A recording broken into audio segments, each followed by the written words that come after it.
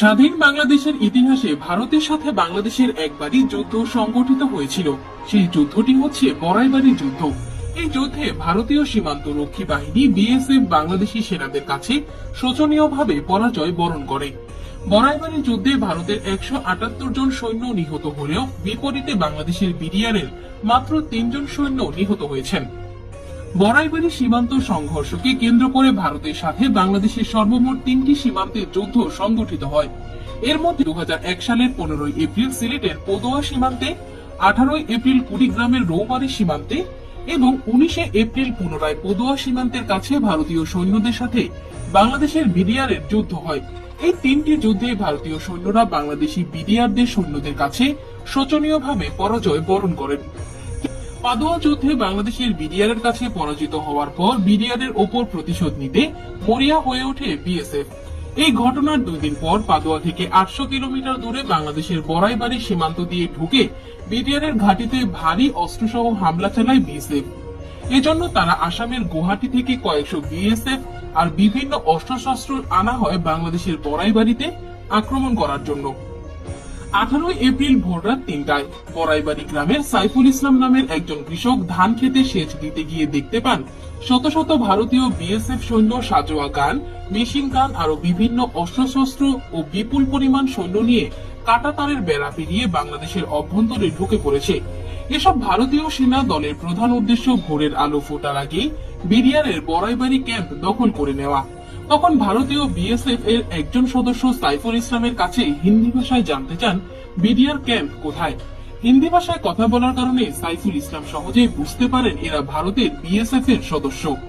তখন সাইফুল ইসলাম বুদ্ধি করে বিএসএফ কে বিভ্রান্ত করার উদ্দেশ্যে বিডিআর ক্যাম্পের মতো একটি পরিত্যক্ত বাড়ি দেখান, আর বিএসএফ সেটাকে ক্যাম্প ভেবে এগোতে থাকে। এই সুযোগে সাইফুল ইসলাম বড়াইবাড়ি ক্যাম্পের বিডিআর সদস্যদের এই ঘটনা জানান। তখন বিডিআর সদস্যরা স্থানীয় গ্রামবাসীদের নিরাপদ স্থানে নিয়ে যান এবং ভারতীয় বিএসএফ সৈন্যদের মোকাবেলা করার জন্য প্রস্তুতি নিতে শুরু করেন। সাইফুল ইসলাম যখন বিডিআর ক্যাম্পে যান তখন সেই ক্যাম্পে মাত্র 8 জন বিডিআর সদস্য ছিল। অপরদিকে বাংলাদেশের ভেতরে ঢুকে পড়া ভারতীয় সেনাবাহিনী ও বিএসএফ এর সম্মিলিত সেনা সংখ্যা ছিল প্রায় 500 জনেরও বেশি। ভারতীয় সেনাদের তুলনায় বাংলাদেশের বিডিআর সৈন্য সংখ্যা অতি নগণ্য হলেও কিন্তু বিডিআর এর প্রতিটি সৈন্যর মনে ছিল অসীম সাহস, আর সেই সঙ্গে দেশের প্রতিটি ইঞ্চি মাটি রক্ষা করার দৃঢ় সংকল্প। এদিকে বিএসএফ সদস্যরা সাইফুল ইসলামের দেখানো পরিত্যক্ত বাড়িটিকে বিডিআর এর ক্যাম্প মনে করে বাড়ির মধ্যে এলোপাতাড়ি ফায়ারিং শুরু করে, কিন্তু পরক্ষণেই বিএসএফ সদস্যরা বাড়িটির ভেতরে গিয়ে দেখেন সেখানে কোনো বিডিআর সদস্য নেই। ভারতীয় বিএসএফ সৈন্যরা ভেবেছিল তাদের ভয়ে বাংলাদেশের বিডিআর সৈন্যরা পালিয়ে গেছে, কিন্তু এর কিছুক্ষণ পরে ভারতীয় বিএসএফ এর সেই ভুল ভাঙতে শুরু করে। তারা বুঝতেই পারেনি বাংলার দামাল ছেলেরা কখনো পালিয়ে যাবার পাত্র নয়। বিডিআর সৈন্যদের চারদিক থেকে এলোপাতাড়ি গুলি শুরু করলে দিশেহারা হয়ে পড়ে ভারতীয় বিএসএফ সদস্যরা। বিডিআর সদস্যরা ভারতের বিশাল সৈন্যবহরের সামনে সরাসরি যুদ্ধ না গিয়ে গেরিলা যুদ্ধের কৌশল অবলম্বন করে, কারণ বিডিআর জওয়ানরা ভালো করেই জানতো তাদের পক্ষে মাত্র 8 জন সৈন্য নিয়ে ভারতের 500 জন সৈন্যর বিপক্ষে লড়াই করা মোটেও সহজ কাজ নয়।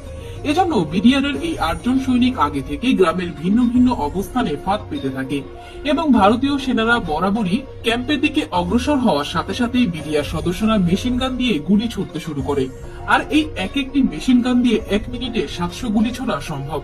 বিডিআর সদস্যরা এসব মেশিন গান দিয়ে ভিন্ন ভিন্ন লোকেশন থেকে বৃষ্টির মতো গুলি ছুড়তে শুরু করে। বিডিআর সৈন্যরা ভিন্ন ভিন্ন লোকেশন থেকে ফায়ারিং শুরু করার কারণে ভারতীয় বিএসএফ ভেবেছিল বিডিআর তাদের চারদিক থেকে ঘেরাও করে ফেলেছে এবং বিডিআরদের সৈন্য সংখ্যাও তাদের তুলনায় অনেক বেশি, কিন্তু বাস্তবে তখন বিডিআর এর মাত্র 8 জন ভারতীয় সেনাদের বিরুদ্ধে যুদ্ধ চালিয়ে যাচ্ছিল। বিডিআর এত স্বল্প সংখ্যক সৈন্য নিয়ে যুদ্ধ চালিয়ে যাচ্ছে সেটি ঘুণাক্ষরেও টের পায়নি ভারতীয় সৈন্যরা। যুদ্ধ শুরুর কিছুক্ষণ পর বিএসএফ মানসিক ভারসাম্যহীনের মতো এলোপাতাড়ি গুলি বর্ষণ শুরু করে, যার ফলে বিডিআর এর ল্যান্স নায়েক ওয়াহিদ মিয়া, সিপাহী মাহফুজ, 26 রাইফেলস ব্যাটালিয়নের সিপাহী আব্দুল কাদের নিহত হন। প্রায় 2 দিন ব্যাপী এই যুদ্ধে মাত্র 3 জন বাংলাদেশি বিডিআর সদস্য নিহত হন এবং এর বিপরীতে ভারতের 178 জন বিএসএফ সদস্য নিহত হয়। এরপর গ্রামবাসীদের কাছ থেকে খবর পেয়ে পার্শ্ববর্তী ইসলামারি ক্যাম্প থেকে আরো 6 জন বিডিআর সদস্য বড়াইবাড়ি ঘাটির বিডিআর সদস্যদের সাথে মিলে ভারতীয় বিএসএফ এর বিরুদ্ধে যুদ্ধ করে।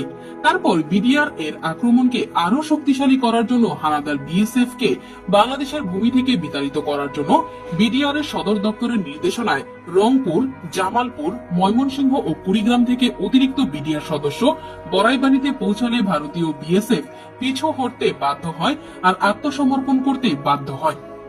কাপুরুষ বিএসএফ সদস্যরা বিডিআর সৈন্যদের প্রবল প্রতাপের সামনে টিকতে না পেরে পালিয়ে যাওয়ার সময় বাংলাদেশি নিরীহ গ্রামবাসীর ৮৬টি বাড়ি জ্বালিয়ে দিয়েছিল, কিন্তু বাড়িগুলোর ভেতর মানুষ বিডিআর সদস্যদের তত্ত্বাবধানে আগে নিরাপদ স্থানে চলে যাওয়ায় তাদের কোনো ক্ষতি হয়নি।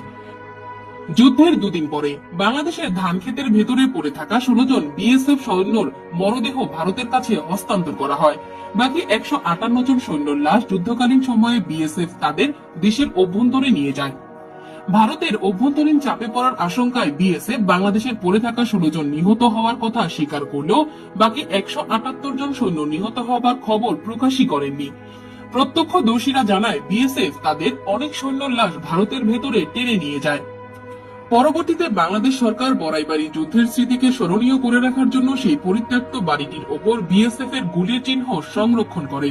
স্ক্রিনে দেখানো বাড়িটির উপর আপনি গোলাকৃতির যে চিহ্নগুলো দেখছেন, এটাই হচ্ছে পরিত্যক্ত বাড়িটির উপর বিএসএফ এর গুলির চিহ্ন।